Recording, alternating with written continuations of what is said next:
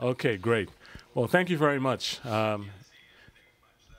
You guys all know me as Buzzman. My real name is Don. All my friends call me Buzz, and I'm part of the DIYMA Forum. And first, let me extend a real round of gratitude to Rich Agins and JSC Motor Cars for giving us this great space with all these cool cars as a backdrop to do this.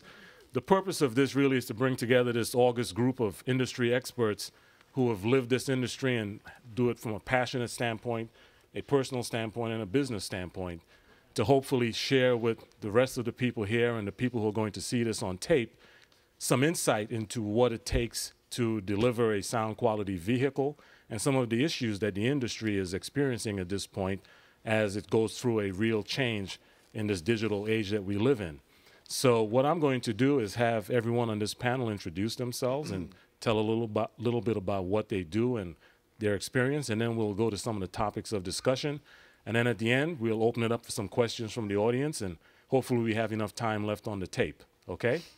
Great. Why don't we start with my Larry Frederick here. Hi, I'm Larry Frederick. I've been in car audio, some of my friends say, since the earth was cooling. I actually built up a car way back when with Rich Co. called the 1KW VW, where in 1976, we were doing 150 dB with 215s and 1,000 watts. And nowadays, if anybody even thinks about how to do that, that's not so simple. After that, I went to work for Alpine. I worked for Acoustic way back when. I developed a series called 160s and 380s and 560 and XM3 crossovers and XM5 and all the acoustic product of that era. After that, I went to work for a company, actually started a company called Phoenix Gold, and developed the MS series and MPS series, if you guys remember any of that, M series, all the electronic crossovers and signal processors, and that was all my stuff. Then I went to work for, back for Acoustic when MTX bought it. That lasted about 1.5 years. That's another long story. And then I did some consulting for about 6 years, and then I went back to work with Electromedia and did Otis and Hertz, and did all that, and I was the trainer and kind of the product guru guy there. But now I work at Diamond Audio and Cerwin Vega Mobile here locally in Tempe. How am I going to follow that one up? It's like having Barbara Streisand introduce you and somebody else comes to play for you. How can you do that? Oh, my God. You couldn't put me first?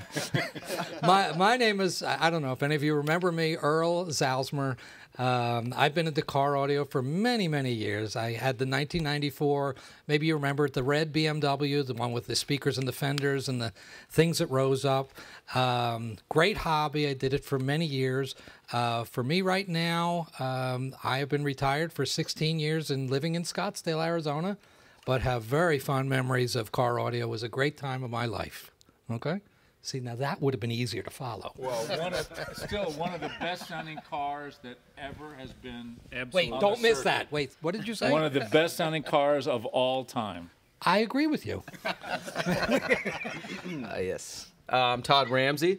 My company's Ramsey Consulting Group, and I'm an industry consultant, a real industry consultant, not just in between jobs. I've been consulting professionally for about 20 years.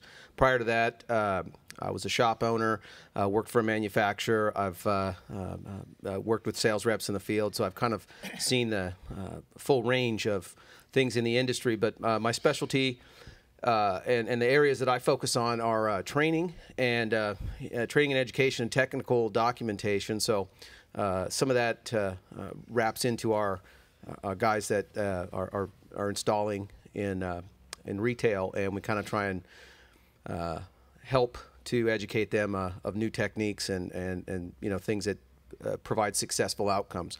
My specialty as far as skills and techniques are in the OEM integration and vehicle electrical. That's kind of my specialty. Doug Dobson, Dobslob on the forums, just about every single forum that I'm around. Sorry. Been installing for 30 years or so. Trying my hand now as a sales rep, but at the same time, I'm also the guy who's been forced to try and follow up Larry with his job as a technical advisor, trainer, and everything else with Electromedia, Audison, and Hertz. And fortunately, I got to spend a fair amount of time with Larry while he was doing it, so I was eased into it a little bit. But just 30 years of building cars and breaking stuff and trying to fix it. And absolutely one of the best car I ever remember hearing. I told you that. To all of you here, I just wanted to let you know, he just pulled out his iPhone. Now, normally, if it was me, I'd have a naked woman on my iPhone. He has a picture of my car fenders off. I mean, come on, all right. That was from This Facebook. is what you call dedication. That was from a Facebook post this morning. Thanks, guys. My name is Anthony Kalova. I've got several forum names. I own Kalova Media Inc., which is DIY mobile audio, car audio, caraudioClassifieds.org, FloridaSPL.com, realmofexcursion.com, and thank you, ampguts.com. I'm here to represent, I guess, the media side of the 12-volt industry. I also I've been involved in car audio like most guys since I was the age of 15, 16 years old. However, in the industry, it's been about 12 years, I think, since I started a company called Second Skin Audio. We manufactured and produced sound editing for automobiles, following on the heels of great companies like Dynamat. But I don't have the resume that some of these guys have, so hopefully I can also add, if there's anything I can add, it would also be from the perspective of the common car audio guy. I'm not an elitist, I'm not an audiophile, I'm a guy that likes music, I'm a guy that likes car stereos, but I don't take it to the extreme levels as some of these guys, but like many of you, yeah, like this guy right here, but I do appreciate music, and for me that's one of the reasons why I'm here today and why I'm involved in this industry. And so I appreciate being on a panel with you guys. I feel like a slob being up here, but it's humbling to be with such great people. Wow, thank you, Ant. I'm John Whitledge. I'm the owner of Whitledge Designs and the designer and builder of the Magic Bus. Whitledge Designs offers tuning, design, system design, fabrication, and just random advice whenever anybody anywhere around the world has a question for me, which happens quite frequently these days. And I'm always delighted to help. And I love inviting my friends to see shows. And I love music. And I think it's an important part of our lives. And I think it could be a bigger and more important part of our lives if we make it a priority. That being said, I'd like to introduce my audio mentor, gentleman that I've known and had the privilege of working with for years now, who is participating from Maui, Hawaii. And his name is Steve McCormack. And I'll let him take it over via FaceTime from Hawaii. Take it away, Steve. Hey guys, I hope Steve. you can hear me. I'm sitting out here in beautiful Maui, but it's a pleasure to be joining you for this discussion.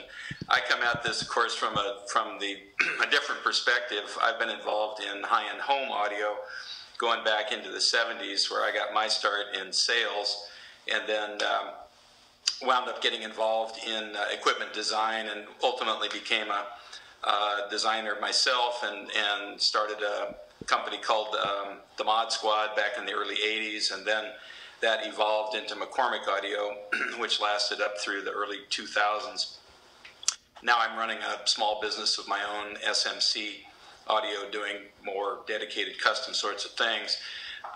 But I've also, along the way, done a lot of recording and editing and mastering work. So a lot of experience in the home end of things, and how music gets recorded and delivered and produced. So I think I share a deep love of music with all of you, but I'm much more familiar with home hi-fi than I am with the whole mobile scene. But getting to know John and working with him on his project with the Magic Bus has given me an interesting introduction and a perspective to what you guys are up to, which I've been enjoying a lot. That's great, great. Thank you so much, Steve, for taking the time to join us. So let me start with the questions. I think most people who participate in this forum and come to events like this have the desire of building a sound quality worthy vehicle. And what I've found is a lot of people come to these events and then they leave without really having some sense of what their goals and objectives should be and what they should be trying to achieve. So I want to throw it out to the panel, and if you can just say a few words in your mind, what constitutes a sound quality worthy vehicle? What are some of the things that a vehicle that you consider sound quality should be able to exhibit, demonstrate, display? Larry, you want to go first? Why am I always first? I don't know. Just to frustrate Earl. Yeah, I just happen to be on the end. That's actually, I think people take sound quality sometimes and they try to make it harder than it really is. I mean, it can be very difficult. Absolutely. We can go completely crazy. It's right here.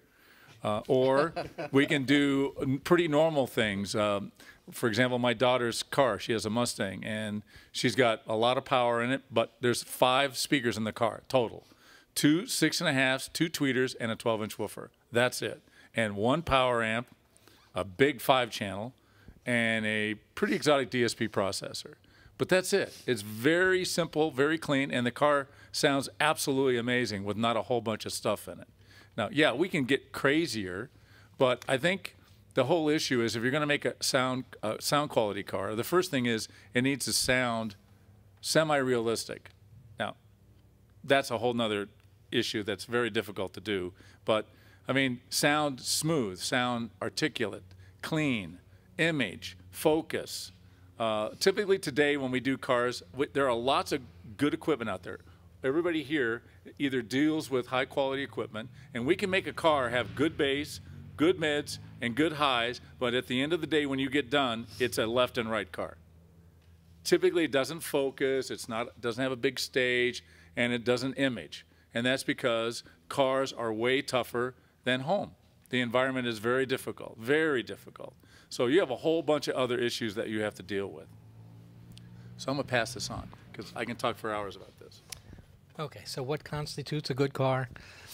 I would think that the most important thing over all the years of competing that I found was that people needed to really hear the sound that they wanted first.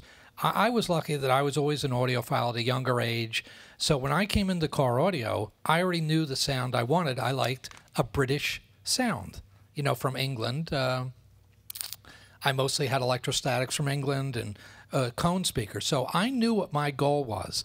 What I noticed at many of the shows was that many of the competitors had never heard the sound that they wanted. Once you find that, again, with Cerwin Vega. Cerwin Vega has a specific sound. Dyne Audio has a specific sound. Once you find a sound you like, you can then build upon that. That was very important.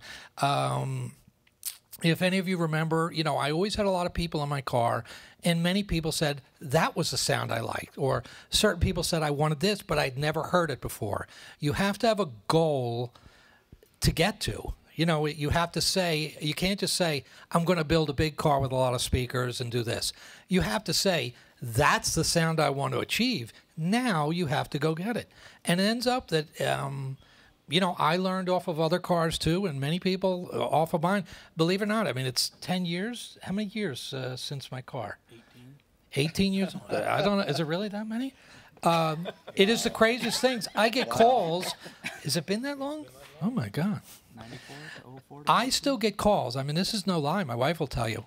I still get calls on my phone. Are you the Earl with the BMW? And we like the sound. And they call and ask, I'm using this speaker, this speaker. It has to do with a signature.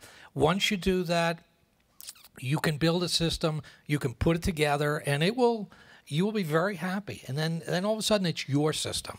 So you have to have the goal. And go listen to some home stereos. Go listen to some other cars. If you remember back long, I don't like to say in the day because I'm 60 now, so I don't like to say that. Back a few years ago, many of the competitors wouldn't even let you listen to their cars because they had so-called secrets, which there were no secrets. But if you can go to a stereo store, listen to other cars and say, that's the sound I like. When I first heard Richard Clark's car, his was the very first car I heard. I knew we could do good sound in a car, but his was not the sound I liked. And I went from there. So if you have your goal, you really could make a car that you will thoroughly enjoy. So. Yeah, okay, I'll take it.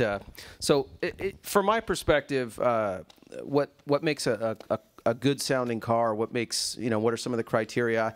I think of how I would try and convey that to other, either do-it-yourselfers or technicians that are working in the business. And what I like to, kind of break it down is there's three really principal things a good car has to have. It has to be loud. And I don't mean so loud that the neighborhood wakes up, but loud above a conversation level, because that's where you start to get the visceral, kind of entertainment experience of a good audio system. It has to be dynamic. And dynamics has a lot to do with, again, the sort of the feeling and the visceral experience of music, and that's sort of one of the things that helps to deliver that, I guess, that thing that you just never forget when you've heard that system. That wow, I was really blown away by that experience.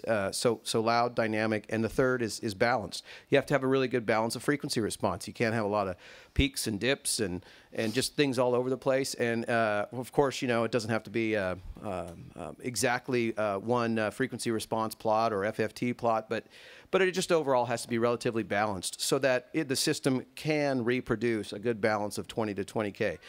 Then how you salt and pepper that to taste is what Earl talked about, your kind of signature. But from an architectural standpoint, it has to have those three things. The other thing that I think a lot of cars should consider is how to make it quieter inside the car with absorption and sound deadening and damping panels. I like to try to tell people it's a lot easier to figure out how to make the car quiet and waste less power than to just make more power and put more audio power in there. Sometimes the car electrical system really can't handle it as well as just trying to lower the noise floor so that the power that you do have available is more effective. So that to me, from an architectural standpoint, is sort of the basis of how we want to get to where we're going.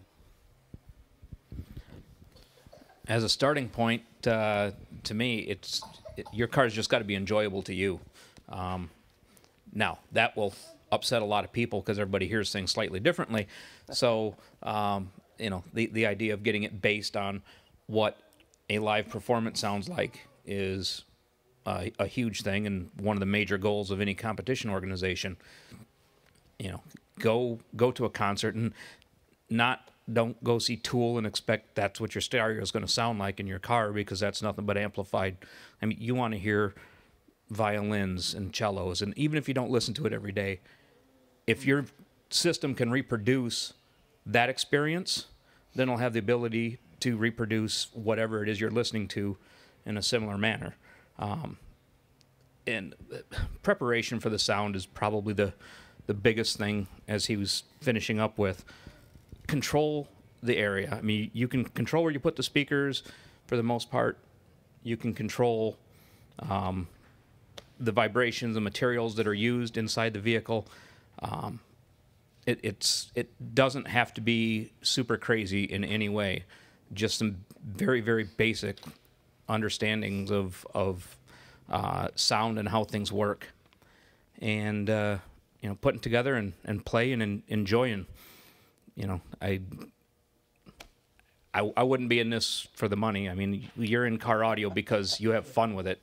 It's it can be a good time. It needs to be, and if it's not, then something is seriously wrong. So spend time listening. It's a great way to relax, and heck, if you watch or if you have to go through the safe driving courses in the state of Arizona, they'll tell you repeatedly that that's a good way to settle down when you're on the road, is listen to some good music. So Thanks. For me, it seems like a progression. When I was 16, I had a different idea of what sounded good than.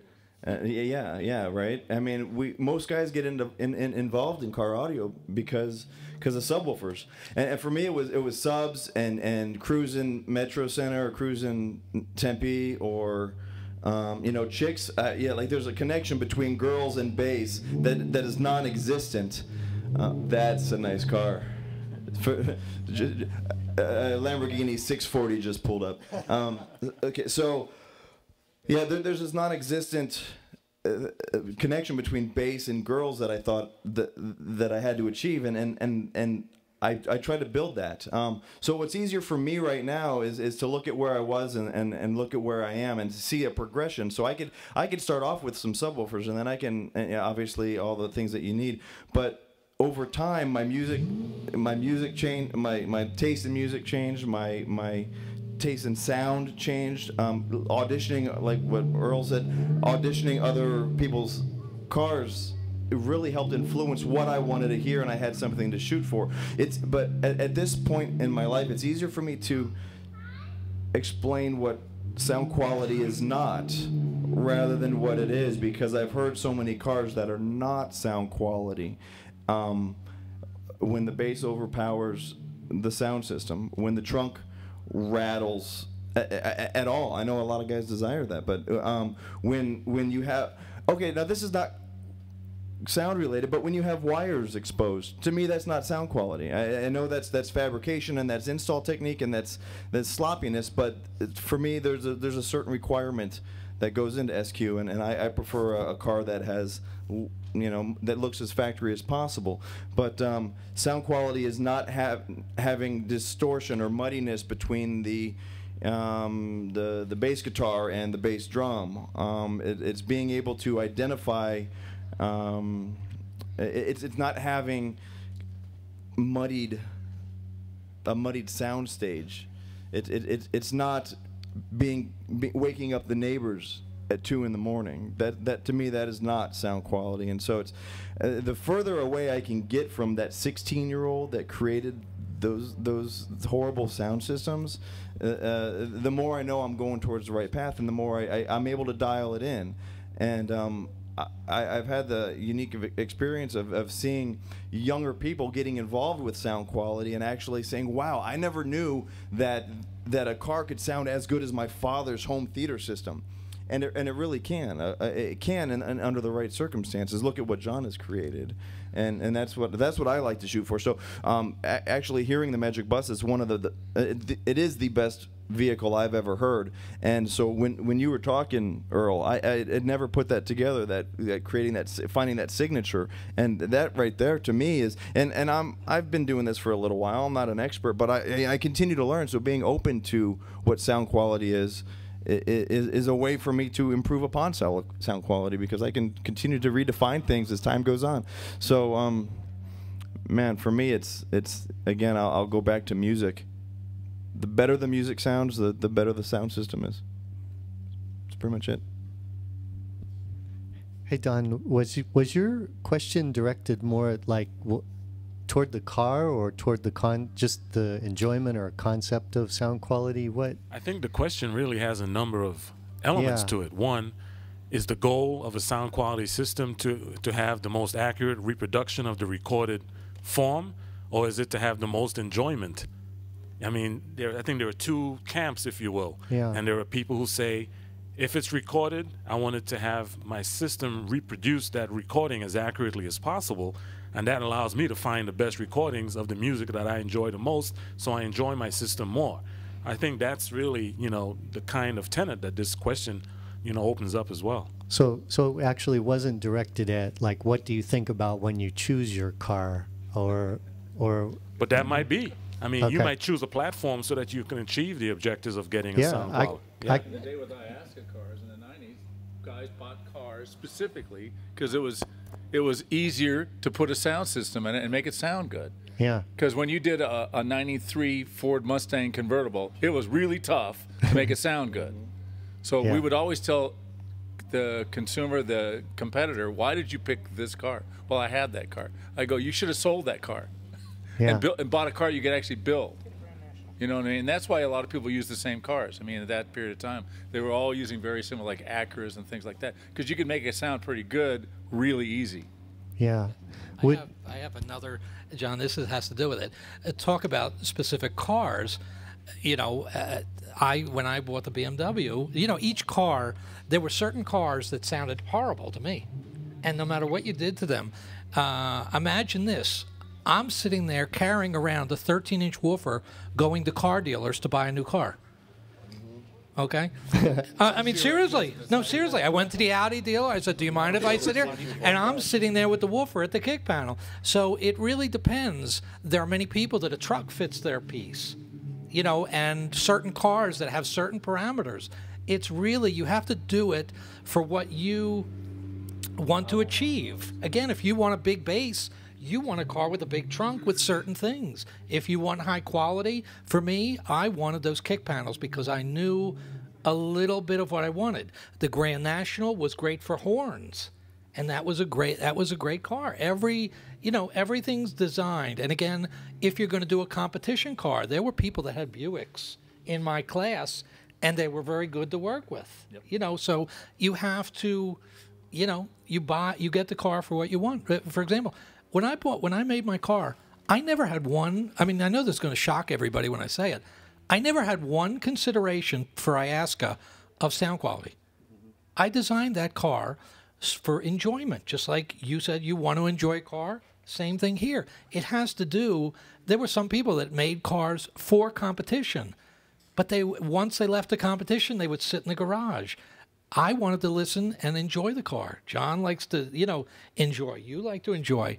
So the vehicle is basically a very important part of it in what you want to achieve. When Alma Gates, is anybody that old that remembers Alma? Okay.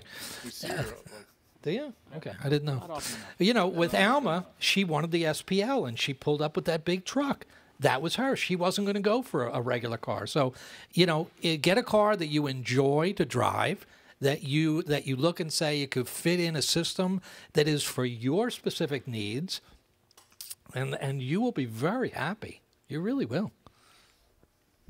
And I think that segues to, you know, given Steve's background on what your background and history is in building the bus, some people start from a home audio perspective and say, you know, I had a great home system. Now I don't have it at home anymore because I moved to a smaller space. Mm-hmm. And now I live in Los Angeles and I have a car and I'm on the freeway all the time. I would like to transfer that experience into the mobile environment. So how do I do that? Yeah, that was one of the things that influenced my experience. You know, I would go to the desert or I would travel and I'd say, hey, I'd like to take that home experience with me, or at least try to. And there were many things about the approach to sound quality. I thought that the size of the room mattered. We know from reverberation science and, you know, the study of studios and such that those things are important. So those were sorts of considerations that I took in. I wanted a practical car, a good road-going car. I wanted a car that had a high-output alternator. I wanted a car that was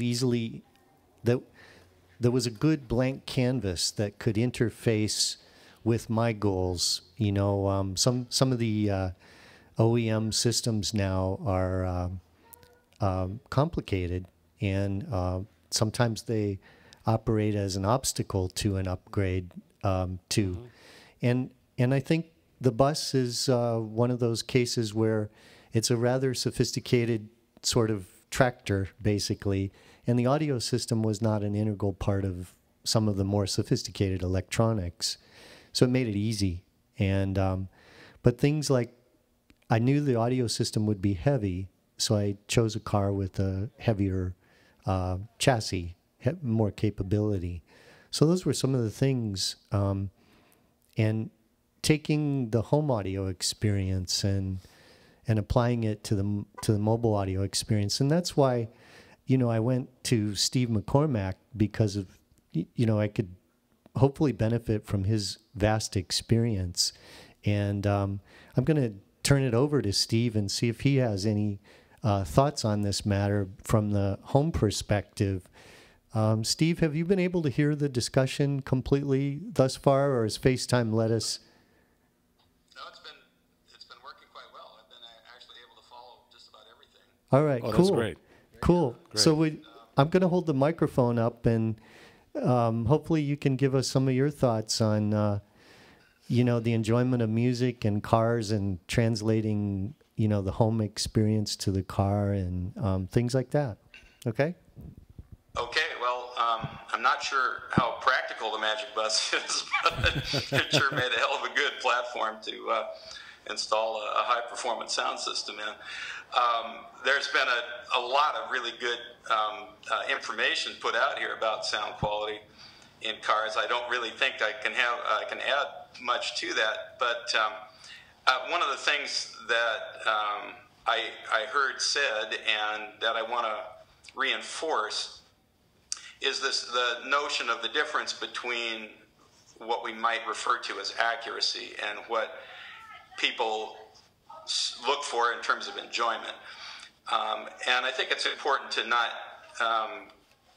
confuse those two things, and be careful also about assuming that because you like something, it's accurate, or even worrying about that concept. You know, what John has been doing in the Magic Bus has been largely a scientific exercise and has been based a lot in objective, measurable results.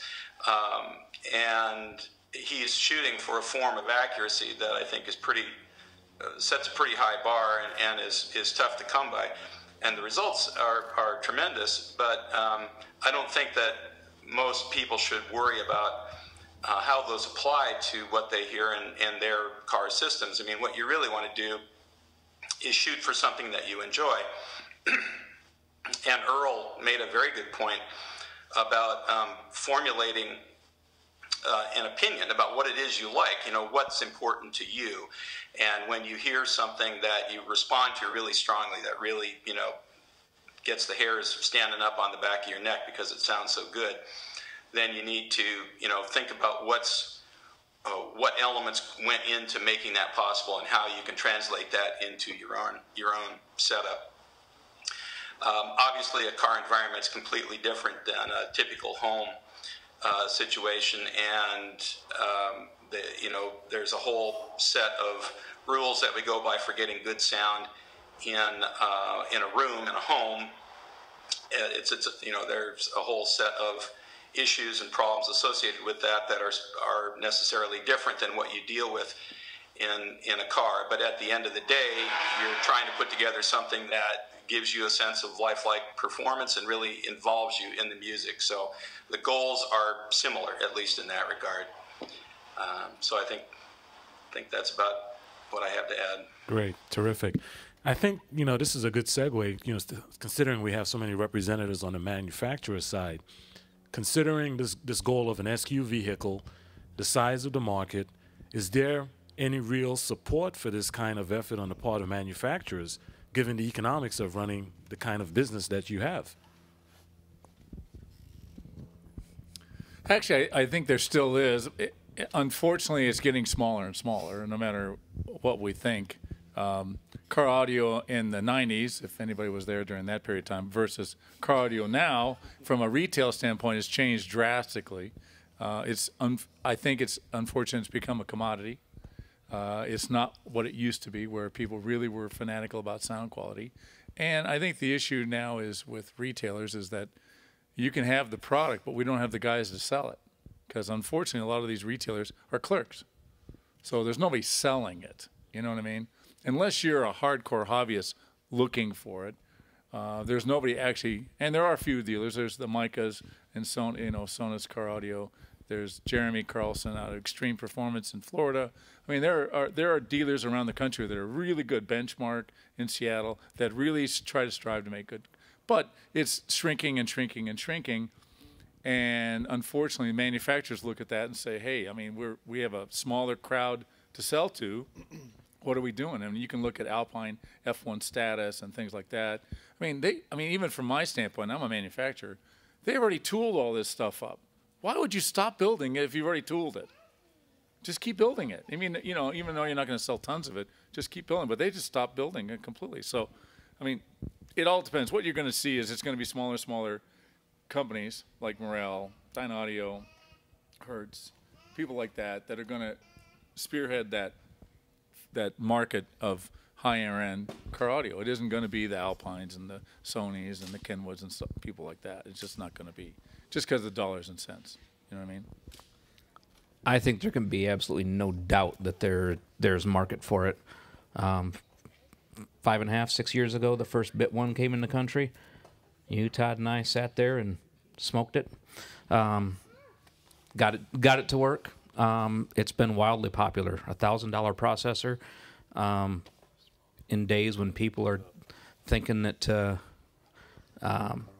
it's a dead thing, and $1,000 processor, we sell hundreds and hundreds of them, well, thousands realistically, and it's got to be working because Alpine's come out with a new one recently. Rockford Fosgate just came out with a new processor. Arc Audio's got one. Helix has got one. They're looking at the success that we're having and realizing that there's actually still a market for it. So it's alive and well. One of our most popular amplifiers that we sell is $1,700. Sell a ton of them. It's out there. Thank God it's out there, because I don't want to get a real job ever in my life. But I don't think there's any doubt at all. I mean, as long as there are people who love music, you'll have all kinds of people harassing us and calling us idiots and whatever else. Fine, we deal with it, but there is a market. I mean, there are people trying new things all the time. I mean, I can't tell you how many times I've seen Don change his system over, and I've only known him for a year and a half or so. And those people are everywhere. I get to travel the country and see them, and they're all around. I think every one of them feels as a really small voice, but altogether as the industry, it will definitely change, but there's a lot of space for us. Yeah, people just have to be exposed to it. That's the problem. They're not being exposed to really good sound. If they hear a car that images and stages, everybody, and we've taught dealers this for years, build a demo car. Forget the displays. The displays don't get it. The display is never going to sound like a car ever, ever, ever. Don't even think about it. Go build some demo cars. Build a car that really sounds good. You drag every person in that car, and everybody is going to respond with, wow, holy crap, how do I get that? And that's the reality. But the problem is you have to have dealers that will do that. Yeah, I think it comes down to sales for what you're talking about, because that's a sales tool. That demo car is a sales tool that you can use. If this bus were in a car stereo shop and an SBL kid came in and heard that thing, how could you not immediately recognize the amazing possibilities that you have to do within your own car instantly? Now, you might not have the budget to do it, but it comes down to sales, and what I see too often of is, like you had said, was it clerks? Was that the word that you used? Clerks. I've gone into car stereo shops and these guys, and I've tried to get with some of the guys and explain to them that it comes down to knowing sales techniques and knowing how to you don't have to push a product, you don't have to push something on somebody that they don't want, but inform the customer, educate the customer, give them a demonstration, have these types of things. But it comes down to information, and it comes down to sales. And I think if the stereo shops, look, there's a lot of hacks out there, and we know a lot of hacks, and then there's a lot of companies that do a lot of good. But what happens is that somebody makes a hamburger, and then so they open up a restaurant because their friends tell them they make a good hamburger. Somebody can install a deck and 4, and then they open up a shop, but they don't have a sales team. They don't have a business sense. They don't have these things, and that's part of the problem.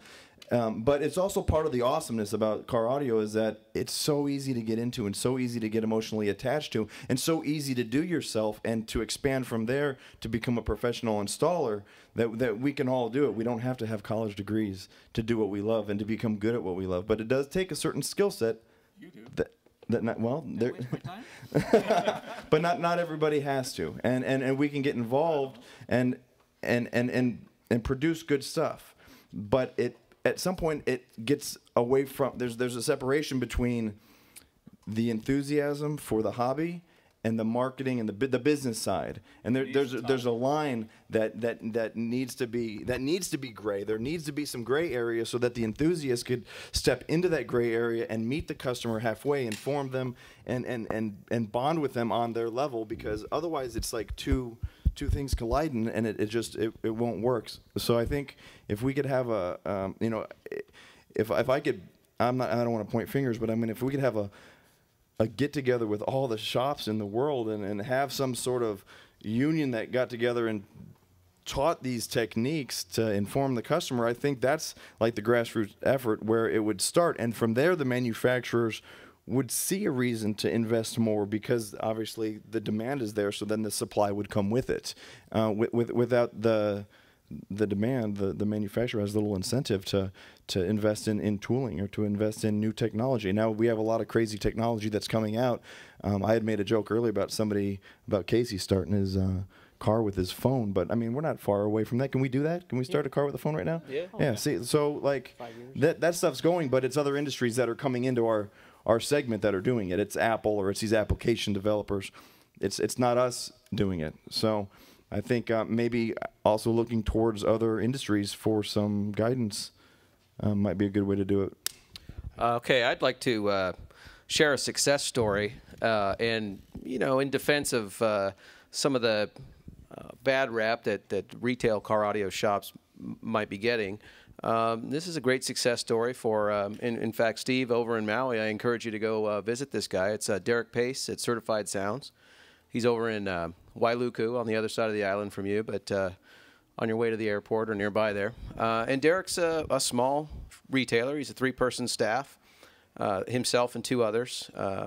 And you got to imagine, you're on the island, and it's just like in any small town or any kind of other than metropolitan market. You're going to have your challenges, but it's just important that the things that you do for customers is impart your enthusiasm. And Derek's always been a really good representative of retailer, the face of a retailer, because he's always got a car that has a great audio system in it. Sometimes it's a simple one. He's done the SPL things. He's kind of changing it up all the time. And his latest car is a 2012 Cadillac CTS-V. Not an easy car. It's a complete integration job. He's got a high-end digital processor, big sound quality amplifiers. A minimalist but Dyne Audio and JL Audio speaker layout. And I got to tell you, he is selling the heck out of good sound over there on a teeny little island in Maui. And it's only because he's sitting people in cars and demonstrating. He's just he's sharing that enthusiasm.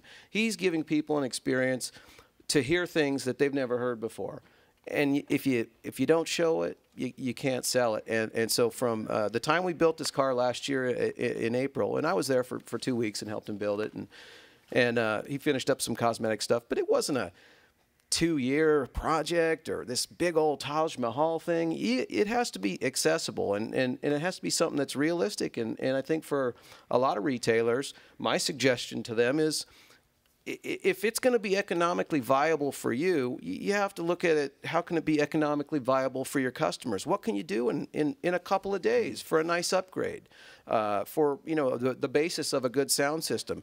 Go out and listen to what the car does now. Ask what do you like and don't like about it. Have a demo car to say, this is the kind of stuff we do. What do you think of that?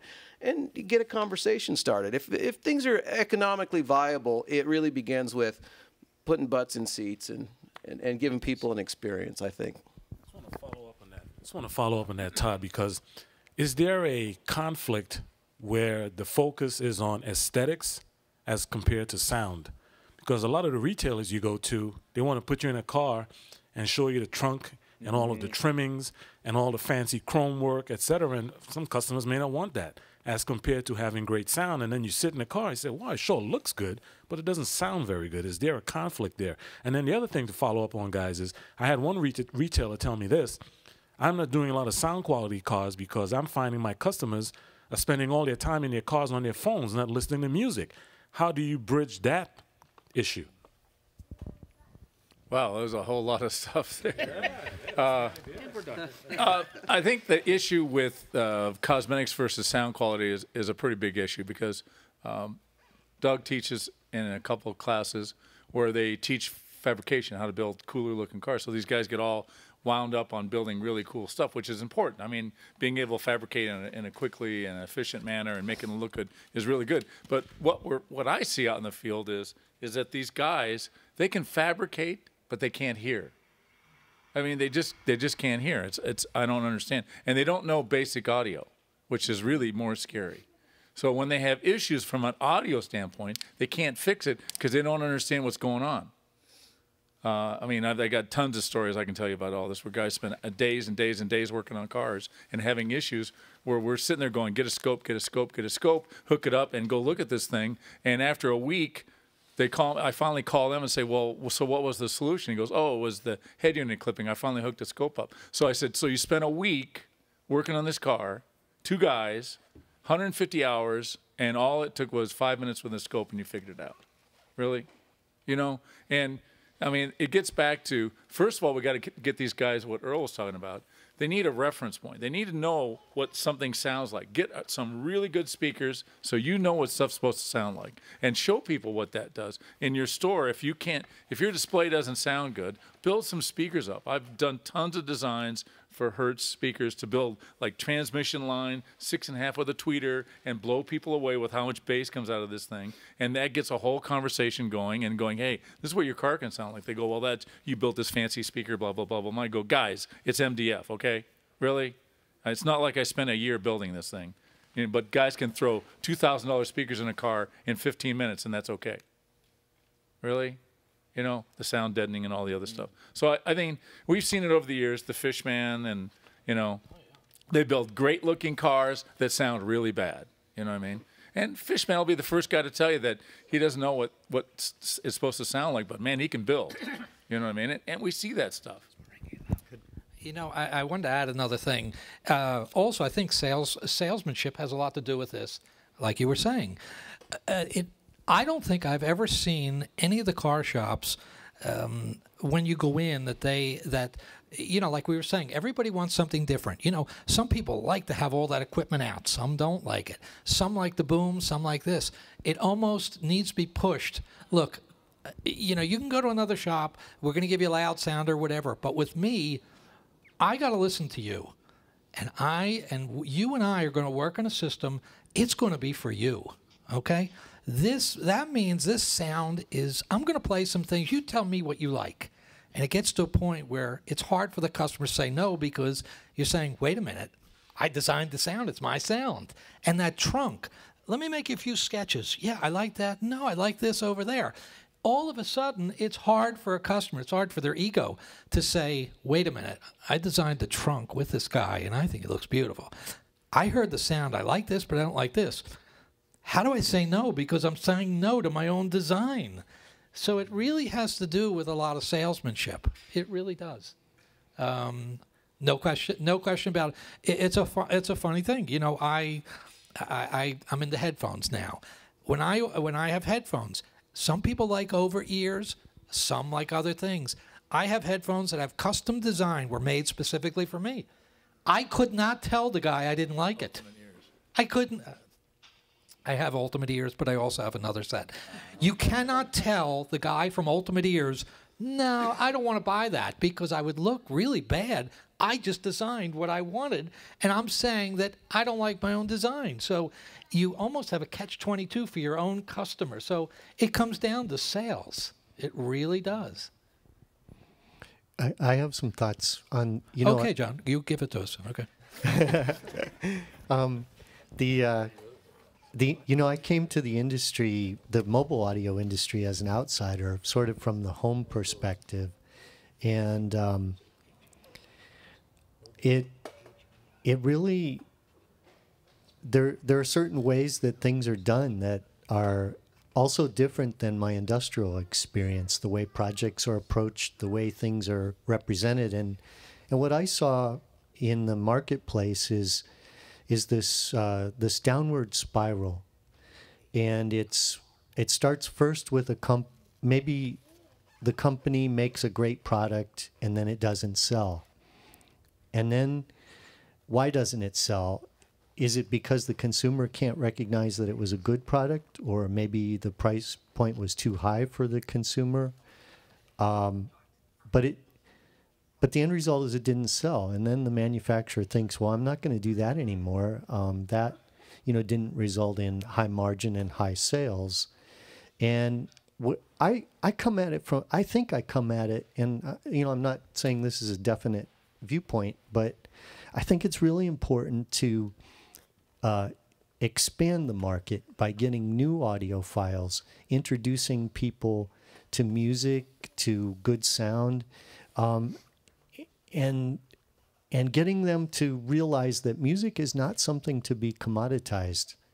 Music is very important in our lives. It's like one of the most enjoyable things, food, wine, love, whatever floats your boat. But it's in the top 5. Your life is a movie soundtrack. It is. And I think to help people reprioritize what has value to them, an audio system for a car can be a very nice one, can be had for the cup, a cup of Starbucks a day. Like, talk about a sales pitch, right? For a cup of coffee a day, right?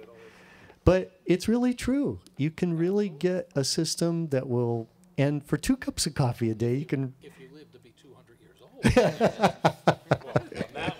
Yeah. That's a lot of grandes, man. But I think with the bus, I think I've tried to go to parties and take people out and listen to music, and I try to relate the importance of the value of mobile audio to people. There are some people that I approach who I'll say, hey, come out and listen to my car. It's considered to be one of the very best. And they're like, car stereo? And it's like we need to change the whole image, the whole perception of the industry. And by all of us doing our part and we do, but we need to expand the industry. We need to share with people the love of what we do. I think if we were to go out and see more live jazz, to calibrate our ears to what's good, but it's all about expanding the industry by teaching people who are not in the industry the value of this industry, and getting them to say, hey, I could buy an iPad too, but why don't I put a stereo in my car? Because look how long I'm in my car. The average American is in a car. I think it's like 90 minutes a day. I think that the new average now is 89 minutes a day. And I think, yeah, and I think most people, use their car as an opportunity to talk on the cell phone, because what else can you do? So you get a hands-free or Bluetooth, but it's much more enjoyable to listen to music than it is to, just talk on the cell phone and worry about business and things. I think we should slow our lives down and let music be more of a part of it. Hey, Steve, what you've been listening to this? What perspective do you have about the industry and things? Well, of course, I relate to it more from the home audio end, but it's been really interesting to hear, in this sense at least, how much overlap there is between what's going on in home hi-fi, as I experience it, and the car audio scene. The whole business landscape has changed a lot in the past, 10, 20 years. There's been just a whole sea change away from people, businesses being run by enthusiasts, to people that are hardcore business types. And you got to respect that. They had to do that in order to survive. But it really makes it harder to find enthusiastic people to connect with. And it makes it, I guess, somewhat less likely that a person who gets interested in car audio or home audio is going to walk into some shop somewhere and find someone that goes, oh yeah, this is so cool, let me just show you how fun it can be, and turn you on to some very cool stuff and get people excited about it. So it's very similar, the two business models in that respect. Also, I just want to throw out one more thing. You know, John's talking about the need to expand the business, and that's easy to say. It's hard to pull off. I think a lot of us spend time trying to figure out how to do that and what might make sense. But one of the things I appreciate about John is that he is a real enthusiast. I'm sure all you guys are. But John, he is always happy to share the experience of music in the bus, and he spends a lot of time going around to places, you know, where people are and turning them on to it. And so I know he's trying in his way to increase that exposure and get more people interested and excited. But if any of you guys have the magic formula for how to increase our customer and fan base, let me know. I'd be very curious to hear.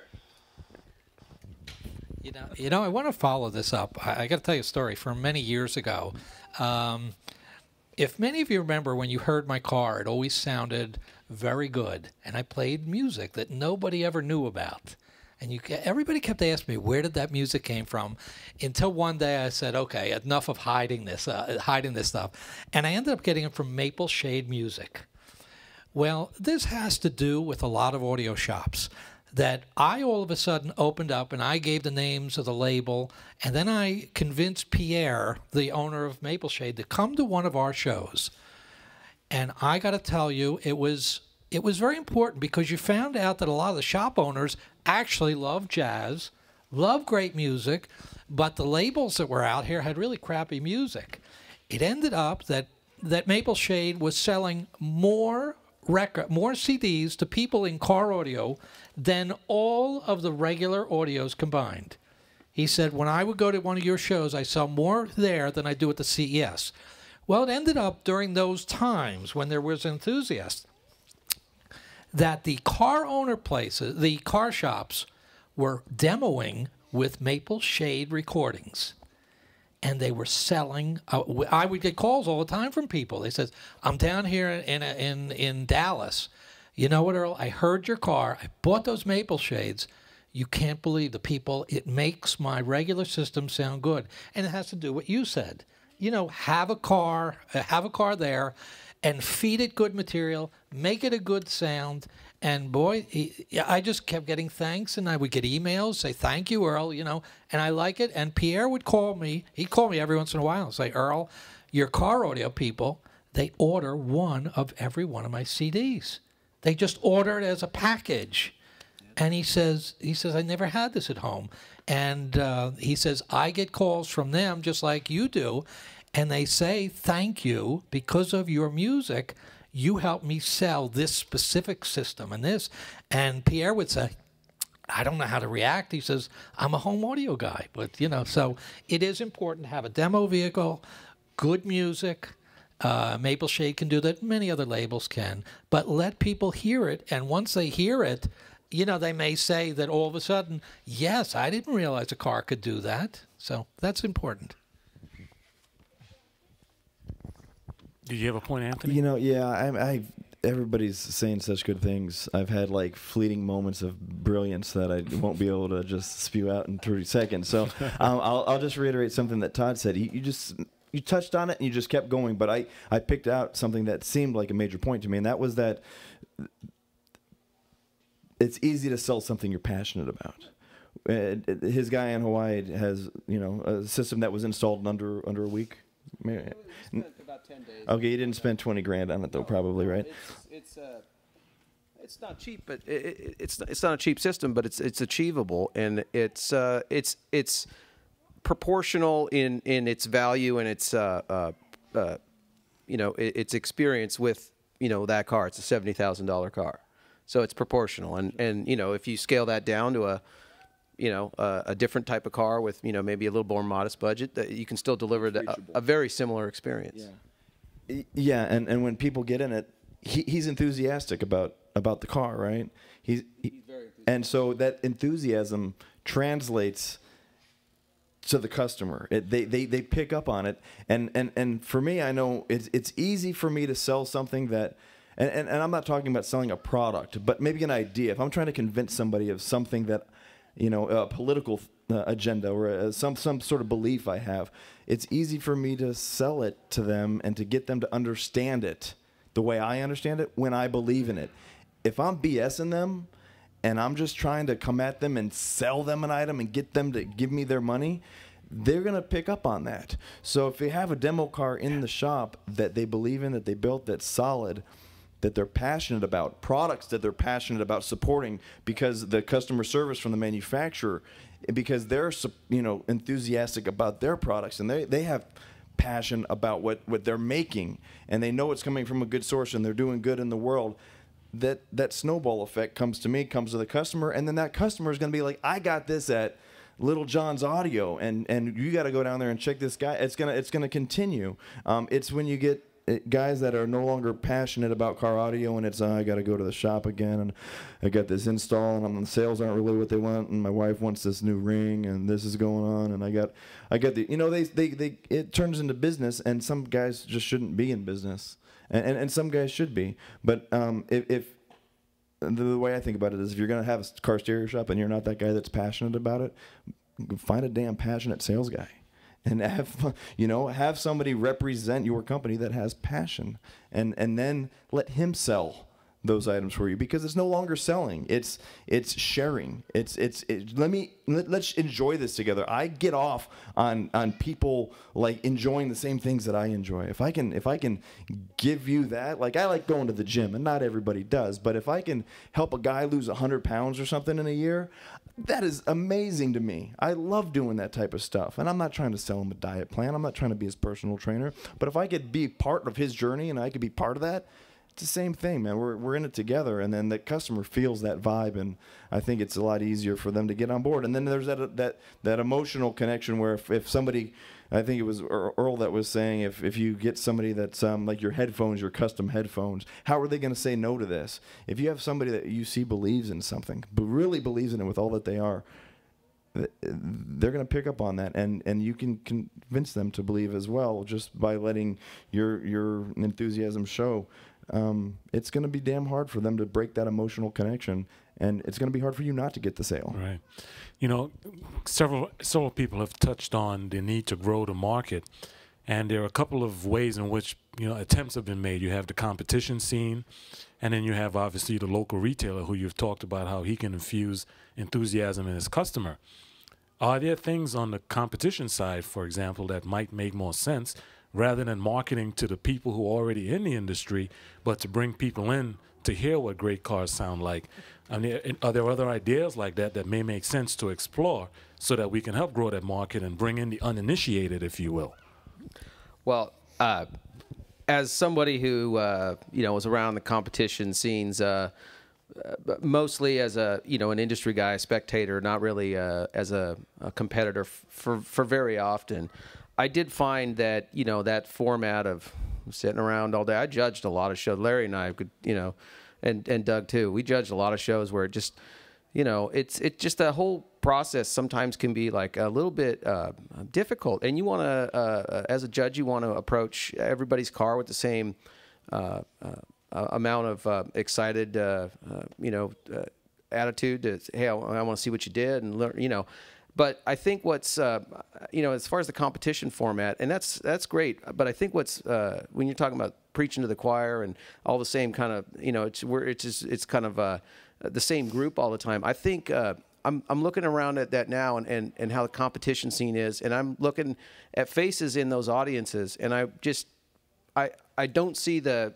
youngest opportunity, the ones who are, well, I'm finding my music on YouTube and I'm passing around, MP3s that are the most compressed thing. I don't find the people who I think are the ones who have the most to benefit from, really hearing something that they've never heard before. And, so, I'm not sure if I could put an age on it, but, definitely probably, early 20s and under, they just don't really even know about. Their reference point is computer speakers and earbuds. And what Anthony talked about with this, making this connection, I always thought that the best thing I could do in retail as a retailer was to show somebody something they'd never seen before and just give them, like, wow. And, you know, so in terms of I don't know if it's a competition scene, but some way to sort of bring youth into just giving them an idea of you guys don't even know what you're missing. You don't know what you don't know. I see that's as probably the biggest single market segment opportunity for our business to grow and change and evolve. Growth is right there. You know, another thing, you know, like you were touching, that the younger kids do not know what real sound is. Again, if you're a retailer, they have to look at you as the expert and say, I'm coming to him. If you just say, well, I got this and that, you're nobody. But if you come on in this car. I want you to listen to this car. You put them on a really good music. They're going to look at you and say, if you put, again, a Sheffield or a Maple Shade, I can tell you without a question, you put on something like there and you play for, they're going to look at you and say, I haven't heard anything like this before. You have to be the retailer that brings them something that they have not seen before. If you bring them the same thing that is at you're not Circuit City, boy, you know, at any of the other places, you have to become the expert. They have to look at you and say, wow, this guy really knows his business. I've never heard music like this because I'm just listening to headphones. If you have your cars at malls and at different shows, I've noticed them here in Scottsdale at Barrett-Jackson. They've had some car stereos and all over the place. Just get it out to the public, but show them something that they have not seen, and I guarantee you that most of the people in their 20s have not heard a good audiophile recording because most of the recordings they've heard is off of iTunes. So all of a sudden, hey, I got to tell you, I went to this place. I heard music. It didn't sound like iTunes. I really didn't know it could be recorded that well. And it was in a car, and this car really was nice. I thought you just get a Bose system, and that's it. I had no idea, you know, when you did this. When I first got into car stereo, the very first time, I saw an ad in the paper, and it said car stereo show. And I thought it was people would turn up their Bose stereos. That's all I thought it was. And then I saw Richard Clark, and it was opening. And somebody else, there are many other Earls Alsmers out there that say, wow, I didn't see that. No, there's no more Earls. No, there's no more Earls. No, that's what it was. I got it because of an ad. I got into car stereo because of an ad in the paper. That's how I got into it. And, you know, and Richard Clark. Yeah. And that's how it is. And there's plenty of places at your stereo stores. There's less stereo stores. But I'm telling you, if they have a nice car, you can bring any 20-something or any rapper guy in, and they're used to banging, you know, the Dr. Dre headphones and all this stuff. I've heard them. If they sit in a car that's really well done, it's really different for them. Now, remember, you could retune that car for, you know, I like this car, but it doesn't have the bass I want. Click, click, click, retune it. Now, that's what I like all of a sudden. You have to show them, I'm going to make this car to this, what sound, I'm going to play you different sounds. This is the sound you need. And where did you see it? I saw it at a mall. I saw your car at a mall. I sat in this. It was unbelievable. And I heard music I had not heard before. It all starts with the sale. No matter what business it is, the sales start everything else. And even though you have less dealers to work with right now, and some of them, again, may be tired. I get that feeling. You know, some of them are just tired. Okay? Great. Thank you. Doug, did you have something else you wanted to add? Not really. Okay, great. It's sharing the experience. Yeah, That's it. Yeah, I think car audio competitions, personally, I don't think there's much future in it, in my opinion. But I think that some of the retailers that are out there that are starting to do more fun things, they're having car audio shows, and they're doing barbecues, and they're having their customers bring their cars in and saying, hey, listen to my car. And it's not a competition. It's just, hey, go listen to all these cool cars, and we're going to do a little barbecue. That's how it all starts. You know, and I think that stuff is very valuable. I think that's the kind of stuff that dealers not need to do, because right now they're like car audio contests. Oh my God, I got to get trophies and I got to do the thing, and I go, guys, forget all that stuff. Make it simple. Do a barbecue. We have a dealer up in Calgary that does twice a year does a barbecue and has all his high-end customers bring their cars in, and he's got Lambos and Nissans and, you know, Ferraris and what? And Nissans, yeah. What, Decals. Yeah. Datsun. Yeah, Datsuns. They're a Datsun. So I mean, what he does is he has a big event that they have the barbecue and all these cars, and they have tents, and they have product, and he has a sale. But he gets people in to just listen to the cars because it's kind of like a little mini car show. But it just they just happen to have like cool audio inside. You know what I mean? But I think that's going to be really the future. You know what I had No cars and coffee. We need stereos and soda. I had a car show a couple years ago when I owned Second Skin, and yeah, you were there. You were there, and you remember it then, right? And I yeah, we had a lot of people show up. Yeah, we had a lot of fun. And you know what? We I don't remember the exact number, but let's say there was 100 people there for easy math. 100 people were there. 20 were gathered around the SPL meter. Maybe 15, 20% of the crowd was actually there watching, participating in the car. The other guys, they're talking up the chicks at the hot dog car. They're doing the DJ. They're hitting the vendor booths. They're BSing. They're auditioning other guys' cars. That's what most people were doing. We're auditioning other guys' cars, and that goes right back to say, people like to listen to cars. Like I think if we're trying to, preaching to the choir, that whole thing. If you're competing in a car stereo show, you've already been exposed to the industry. You're already in the elite class of our industry. It's getting those new people on board, and but like it or not, it's market driven. And if some kid comes in and he says, I want 12-inch subs because then the dealer is going to sell the kid 12-inch subs because it's an easy sale rather than trying to convert him. Most dealers are not going to have that sound quality vehicle with a nice CD that they can put in, or a track that they can demo to try to convert this kid. So I think at some point it comes down to accountability. We all, the entire industry needs to be on board with doing this, and to have that kind of effort. Number one, the manufacturer has to say, look, you have to have a demo car in your store if you're going to audition our products, because it's going to help sell our products. Yeah. And then you have to play this type of music. And then the dealer has to have a sales guy, and the sales guy has to be able to upsell the customer. It's just, there's so much involved in changing an industry that it's daunting. But I think the grassroots area is these guys here. I mean, this is not the most entertaining thing to watch for some of they've come and gone, but what are they doing? They fell asleep. They're going out there and they're checking out the other cars because they came here to listen to cars. They didn't really come here to listen to us. Maybe they're going to get some good information from us, maybe not. But we all get together to listen to cars, and if we could take that concept, again, the passion, the love for this, and grow that somehow. I don't know how to do it, but there's got to be something out there. Yeah. I have, a couple simple thoughts that I believe will help the industry a lot. One is make the commitment to go see live music once a week. The average American watches television 3.4 hours a day. So it's not like the average American doesn't have the time.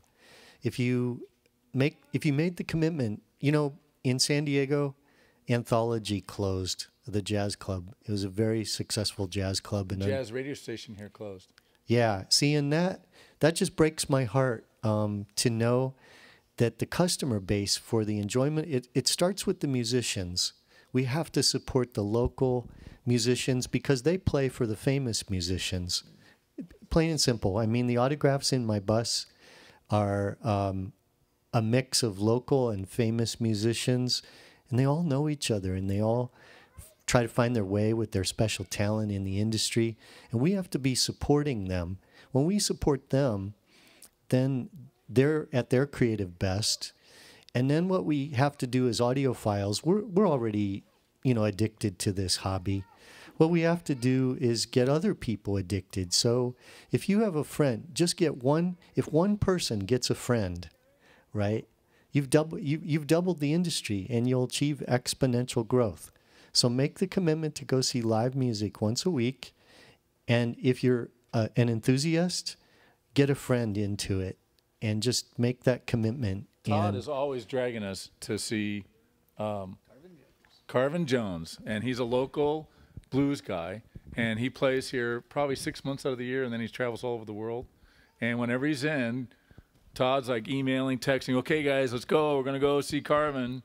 You know what I mean? And it's live, and it's really awesome. And he's So, Steve, would you like to chime in with some of your thoughts?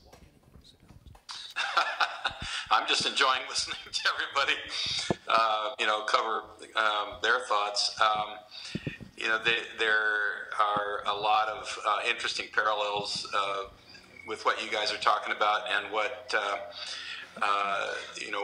we're talking about all the time in the high-end home industry, and a lot of it revolves around how to bring new people in.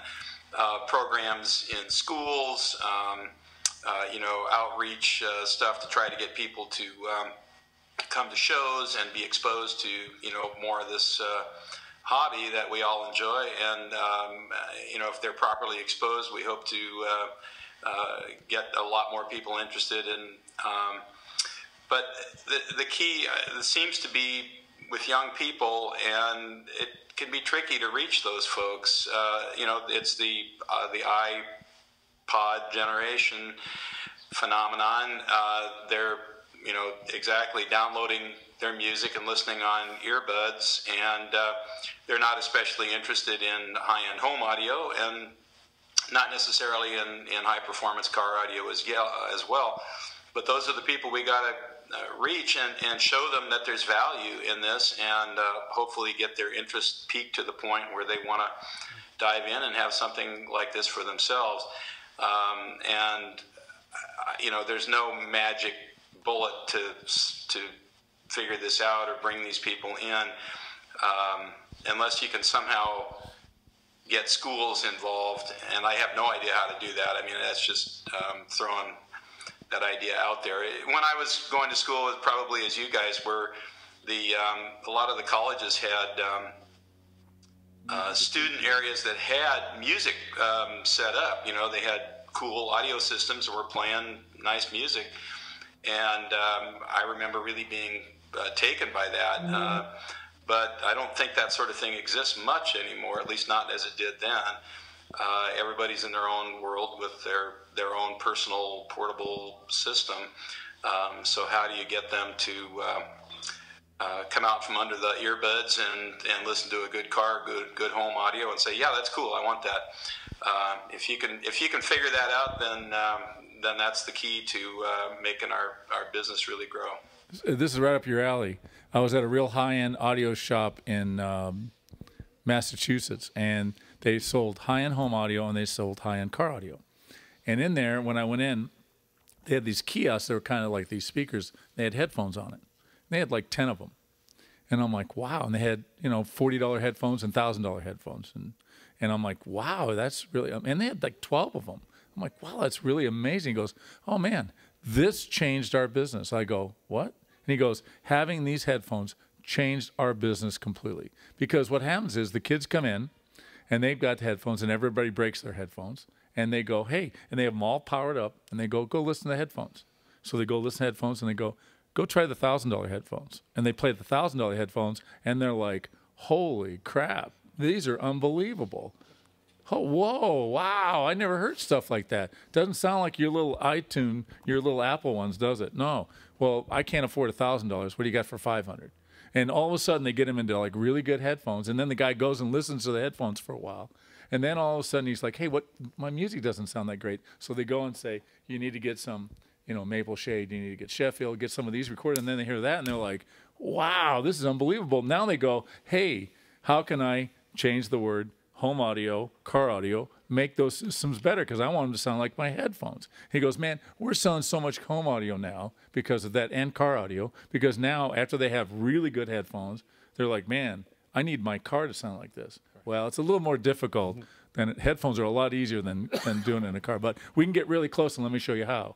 And I think, and we've been teaching that. I've been teaching that for 2 years. The car audio guys need to sell headphones. And they're all like, that's crazy. I go, guys, everybody that walks in your store has an iPhone, has an Android, and if you ask them, they have 3 pairs of headphones, and one of them's broken, and they're looking for another pair. And I go, you should be the guy selling that, and you should be showing that, and have $20 ones and $1,000 ones so they can compare and have them go, wow, that's, and I said, it's just a cyclical thing. You need to create the desire. And if it's through headphones, I have no problem with that. Can you still hear me? Yeah, do you have some comments, Steve? Yeah, I was going to just follow up and say that's an extremely good point. The whole high-end headphone industry, well, and the headphones as a group, as a subcategory, has just exploded in the past few years. And I think a lot of that is due to the fact that it is something that's capturing the interest of younger people.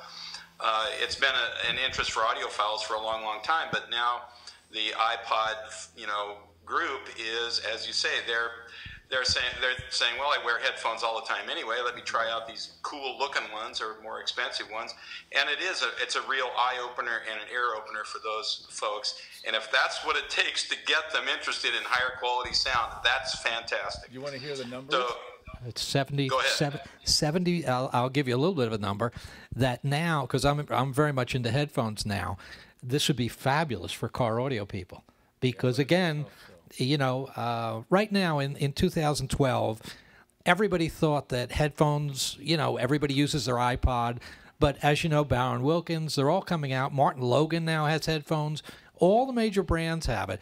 But headphone sales above $100 in 2012 went up 74%. And everybody's noticing. And that's what's happened. They're going, and I was at the Denver show, the Rocky Mountain show. I got to tell you, it went from 11 headphone people to 45 headphone people, and the manufacturers are getting. And Harman Kardon had their earnings. No, the Harman Kardon, which owns JBL, they own Revell, they own a bunch of other companies, and Mark Levinson, Lexicon. Their earnings just came out a week and a half ago, and they said that they expect their home audio division to go down by 14%. So it's telling you that the home audio is going down. They're coming to headphones because the people that started with the iPhone are now being able to afford a little bit more. So for a store to sell headphones, it's not a problem. Who would have ever thought Bauer & Wilkins would sell headphones? Monster's selling them. That's the newest thing, and it's just another profit. I mean, remember when alarms got into big things? First they were a stereo shop, then said, we'll sell alarms. Then they said, we'll put in GPS trackers and all this. They should be into headphones because you come in, they now have a reference. And again, it helps because I never heard that kind of sound. Can I get it in my car? That's how it is. Headphones went from $500 million in 2007 to, actually I have it on my phone, because it was talked about at CES. So it was one of those, I had to write it down because I was like, it's a major business. They are just exploding. I was saying that I now have custom earphones. I have 8 speakers. It went from $500,000 in 2007 to $2.8 billion in 2012. Yes. Wow. I'm going to just show you something very odd. These are my new headphones. They were made for me. The company normally delivers in 2.5 weeks. It took 3 months to get them because they're so backed up. Has 8 speakers in it, made to my ear. I picked the colors and all this stuff. So now it gets back to what I said before. Wait a minute, I designed the color. I got cocoa bow wood, silver cable. I picked my connectors. How can I say no? How much were those? These were $1,000. Handmade by 2 audiologists in China. But you can get, Ultimate Ears, you can get it. And this is, I keep thinking, one in Japan right now, the biggest thing in audio is headphone stores opening. And I don't know why the car audio guys aren't doing that. There's no reason why not. It's hard. I've talked it up for 2 years. Okay, well, I'm not in the industry. I'm just a guy that likes headphones and music. You, man. I've tried. Anything to add, Steve? Yeah, add a headphone jack to the bus, John. All right. We'll work on that. Can I use your interocitor or your Flex Connect? or I'll set you up with a headphone drive. I make a high-quality headphone amplifier, but we'll have to figure out how to run it off at 12 volts, but it can be done. Definitely. All right, great. Well, thanks a lot, guys. This was terrific. I hope you guys enjoyed it and learned a lot from this discussion. Thank you so much, guys. Okay, thanks a lot, Steve, for being all the way from Hawaii. Yeah, thanks, Steve. My pleasure. Thank you for having me.